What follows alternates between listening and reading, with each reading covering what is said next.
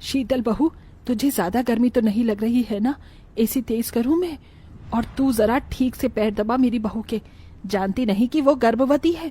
मेरी गोरी बहू की सेवा में किसी भी चीज की कोई कमी नहीं रहनी चाहिए। और मेरे पैर दबाने के बाद मेरे लिए अच्छा सा नाश्ता भी बना कर लाना। माँ जी, शीतल के साथ साथ मैं भी गर्भवती हूँ। ऐसी हालत में मैं और कितना काम करूँ? माँ जी, सुबह से शाम तक गर्मी में काम कर कर के मैं थक जाती हूँ। थोड़ी देर एसी में आराम कर लूँ मैं। ये तो तुझे मेरे बेटे को अपने प्यार के जाल में फंसाने से पहले सोचना चाहिए था। मैं तो मजबूर हूँ अपने बेटे के आगे, वरना तुझ जैसी काली को तो मैं अपने घर की नौकरानी भी न बनाऊं। माधवी के छोटे बेटे अजय ने दीपा जैसी काली लड़की से प्यार करके उससे शादी की थी। दीपा के काले रंग की वजह से माधवी उसे बिल्कुल भी पसंद नहीं करती थी। यहाँ तक कि जब माधवी की दोनों बहुएं प्रेग्नेंट थीं, तब भी माधवी सिर्फ अपनी गोरी बहू को ही चाहती थी। लेकिन फिर भी दीपा एक अच्छी बहू होने के सारे फर्ज निभाती है। ये ले केसर, इसे दूध में मिलाकर मेरी शीतल बहू को पिला देना। माधवी के दिए हुए केसर से दीपा शीतल के लिए दूध बनाती है और उसे उसके कमरे में देने के लिए जाती है। लेकिन दीपा देखती है कि शीतल गर्भवती अवस्था में भी कानों में भी हेडफोन लगाकर बर्गर खाते हुए अपने कमरे में डांस कर रही है। ओहो, कितना मजा आ रहा है ये। शीतल को ऐसी हालत में डांस करता देख दीपा उसके पास आती है और उसके कानों से हेडफोन निकाल देती है। शीतल, ये तुम क्या कर रही हो? ऐसी हालत में भला नाश्ता कौन है? और ये तुम क्या बाहर की चीज खा रही हो? पता है, छोड़ो इसे। तुम कौन होती हो मुझे ये सब बताने वाली? जितनी औकात है उतनी औकात में रहो। शीतल दीपा के हाथ से हेडफोन लेकर दोबारा डांस करना शुरू कर देती है, जिससे दीपा को काफी बुरा लगता है। अरे शीतल, कहाँ जा रही है? माँ जी, गर्मी का मौसम है ना, इसलिए मैं स्विमिंग करने के लिए जा रही हूँ। बहू, तो गर्भवती अवस्था में स्विमिंग कैसे कर सकती है? जानती भी है ये तेरे लिए कितना खतरनाक हो सकता है। ओहो माँ जी, अब आप भी मुझे ज्ञान देना शुरू मत कर देना। आप तो जानती हैं कि मुझे गर्मी बिल्कुल बर्दाश्त नहीं होती। अपनी सास की बात को न मानते हुए प्रेगनेंसी की हालत में भी शीतल गर्मी को दूर करने के लिए स्विमिंग पूल जाकर स्विमिंग करती है। वहीं दूसरी तरफ दीपा गर्मी में भी पसीना बहाकर गर्भवती अवस्था में सारे काम कर भगवान की पूजा पाठ करती है। ओम जय जगदीश हरे, स्वामी जय जगदीश हरे।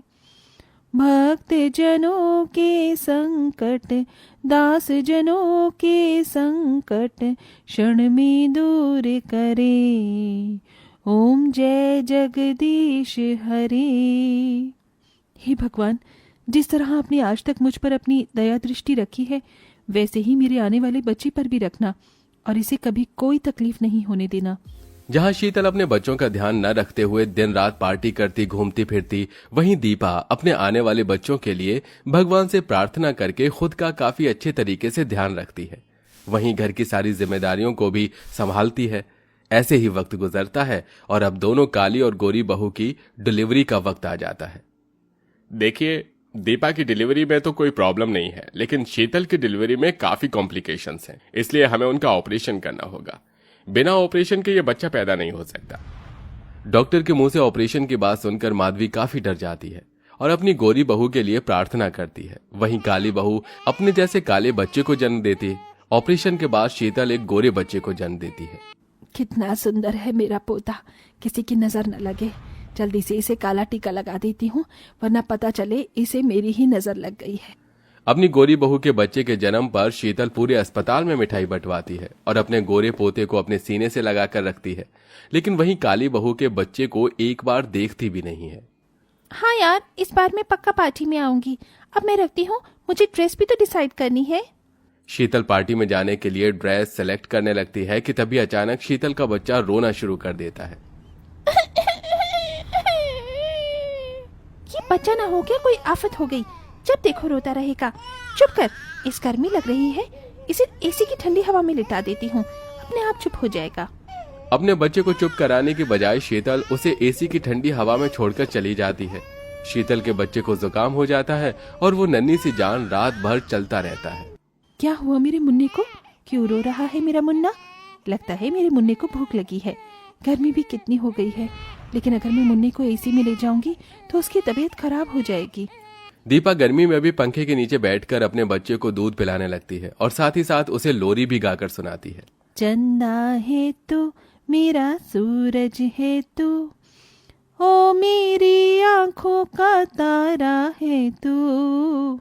जहां डिलीवरी के बाद शीतल हमेशा पार्टी, घूमने फिरने और अपनी लाइफ को एंजॉय करने में लगी रहती, वहीं दीपा घर संभालने के साथ साथ गर्मी में अपने बच्चों का भी काफी अच्छे से ख्याल रखती है।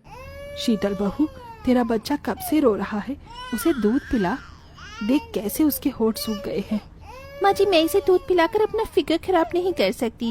वैसे ही प्रेगनेंसी में मेरा फिगर काफी खराब हो चुका है। शीतल का ऐसा जवाब सुनकर माधवी खुद बच्चे को गोद में उठाकर उसे चुप कराने लगती है, लेकिन बच्चा चुप होने का नाम ही नहीं लेता। बच्चे के रोने की आवाज सुनकर दीपा माधवी के पास आती है। माँ जी, ये शीतल का बच्चा इतना रो क्यों रहा है? लगता है इसे भूख लग रही है। लाइए इसे मुझे दीजिए। दीपा माधुरी से शीतल का बच्चा लेकर उसे बिल्कुल अपने बच्चों की तरह ही प्यार करके अपना दूध पिलाती है। दीपा का दूध भी शीतल का बच्चा बिल्कुल शांत होकर आराम से पीकर सो जाता है। ये लीजिए माँ जी, मुन्ना तो सो गया, अब ये शाम से पहले नहीं उठने वाला।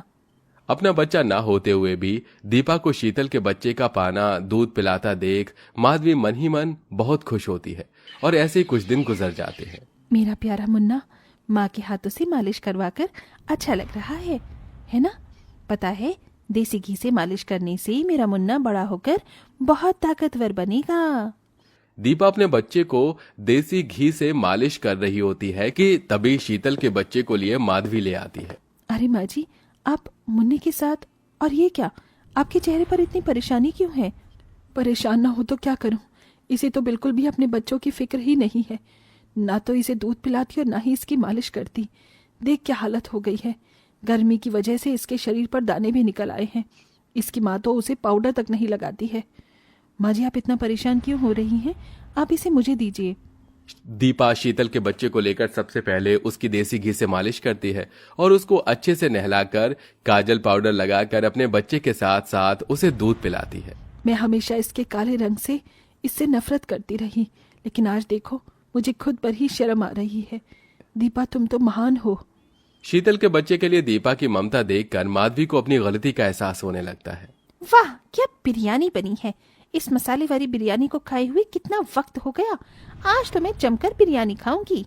अरे शीतल, तुम ये मसाले की चीज क्यों खा रही हो? तुम जानती हो ना कि तुम अभी कुछ टाइम तक तेज और मसाले की चीज नहीं खा सकती। अगर ये सब खाकर तुम बच्चे को दूध पिलाओगी तो उसकी तबीयत खराब हो सकती है। तो क्या इसके चक्कर में मैं खाना पीना भी छोड़ दूं? 9 महीने जितना परहेज करना था मैंने कर लिया, लेकिन अब और नहीं। शीतल मसाले का खाना खाना नहीं छोड़ती, जिसके चलते अब जब भी शीतल अपने बच्चे को दूध पिलाती तो उसे दस्त और उल्टी लग जाती, जिसे देखकर अच्छा हुआ इसे मैंने अपने गोद में नहीं लिया, वरना ये तो मेरी गोद में ही उल्टी कर देता। अपने बच्चे को सोफे पर छोड़कर शीतल चली जाती है। शीतल का बच्चा रोते रोते सोफे से गिरने वाला होता है कि तभी आकर उसे दीपा संभाल लेती है। न जाने भगवान किन किन को औलाद दे देता है। नहीं मुन्ना, नहीं, रोते नहीं, चाची है ना। दीपा माधवी शीतल के बच्चे को डॉक्टर के पास लेकर उसकी दवाई लेकर आती है। वहीं अब शीतल का बच्चा दिन भर दीपा के साथ रहता है। दीपा भी उसे अपने बच्चे की तरह ही प्यार करती है। ऐसे कुछ दिन, कुछ वक्त गुजर जाता है और एक दिन, ये आइसक्रीम कितनी टेस्टी है, तू भी खाएगा आइसक्रीम? ये ले, गर्मी है ना, गर्मी में आइसक्रीम खाकर तुझे भी गर्मी से राहत मिलेगी। शीतल अपने 1 साल के बच्चे को बर्फ जितनी ठंडी आइसक्रीम खिला देती है, जिसे खाते ही उसका बच्चा अचानक से बेहोश हो जाता है। ये देख शीतल काफी डर जाती है और सबके साथ जल्दी से बच्चे को अस्पताल लेकर जाती है। ये बताइए, इतने छोटे से बच्चे को इतनी ठंडी आइसक्रीम आप कैसे खिला सकती हैं? आप इसकी सगी ही माँ है ना। आपकी वजह से आपके बच्चे को निमोनिया हो गया है। डॉक्टर की बात सुन शीतल को अपने किए पर बहुत पछतावा होता है।